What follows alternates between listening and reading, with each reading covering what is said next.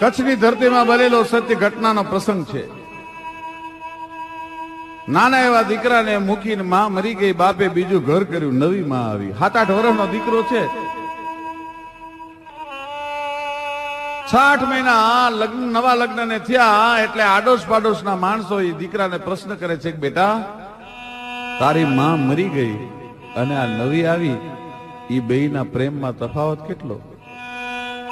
રોતો રોતો છોકરો કહે છે કે ભાઈ, મારી માં મરી ગઈ ને એ ખોટા બોલી હતી અને આ નવી આવી ને હાચા બોલી છે.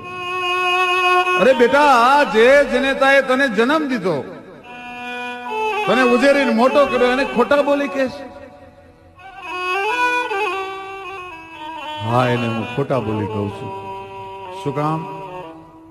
કે હું કજિયા કરું, તોફાન કરું, ત્યારે મારી માં મરી ગઈ, મને ડારો દેતી અને